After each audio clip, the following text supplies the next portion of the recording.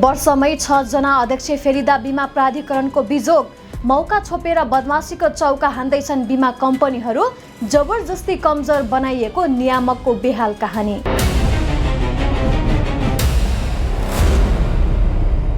नेपाल बीमा प्राधिकरण नेपालमा भएका बीमा कम्पनीहरूको नियमन गर्न बनेको यो नियामक आजकल आफै बिरामी छ।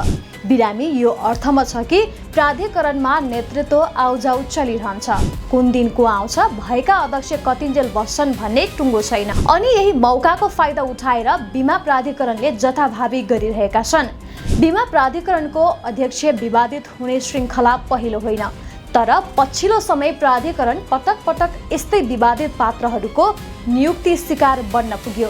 बीमा प्राधिकरणका तत्कालीन अध्यक्ष सूर्य प्रसाद सिलवाल भ्रष्टाचार प्रकरणमा मुछिएपछि स्वत निलम्बनमा परे। सिलवाल निलम्बनमा परेपछि सरकारले प्राधिकरणको अध्यक्षमा अर्थ मन्त्रालयका सहसचिव मदन दाहाललाई नियुक्ति गर्यो।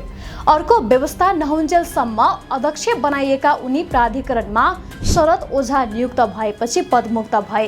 त्यसपछि प्राधिकरणमा भित्रिएका शरद ओझा पनि विवादमा मुछिहाले। नक्कली योग्यता बुझाएर प्राधिकरणको अध्यक्ष पद हत्याएको आरोप लागेपछि सरकारले उनीमाथि छानबिन गर्न निर्णय गर्यो। सो निर्णय गरेसँगै उनी स्वत निलम्बनमा परे। त्यसपछि पुनः सरकारले प्राधिकरणको अध्यक्षमा अर्थ मन्त्रालयका सहसचिव सेवन्तक पोखरेललाई नियुक्त गर्यो। तर तत्कालीन ओली सरकारले नियुक्त गरेका उनी जेएनजी आन्दोलनपछि बनेको नयाँ सरकार गठनसँगै फिर्ता बोलाइए र प्राधिकरणको अध्यक्षमा अर्थ मन्त्रालयका सहसचिव जनकराज शर्माले अध्यक्षको जिम्मेवारी पाए। शर्मा पनि प्राधिकरणमा धेरै समय रहेनन्। पछिल्लो समय सरकारले प्राधिकरणको सञ्चालक समितिको जिम्मेवारी चन्द्रकला पौडेललाई दिएको छ।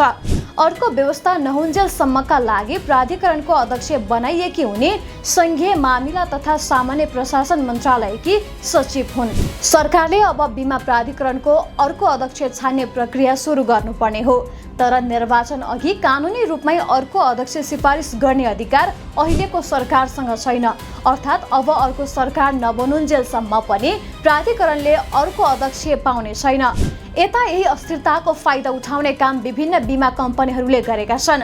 अध्यक्ष नभएको मौकामा बीमा क्षेत्रमा अनेक बदमाशीले प्रशय पाइरहेका छन्, जसले समग्र बीमा क्षेत्र नै बदनाम गराइरहेको छ। प्राधिकरणमा देखिएको नेतृत्वको यो अस्थिरताले बीमा प्राधिकरण नियामकहरू मध्येकै कमजोर बन्ने डर बढेको छ।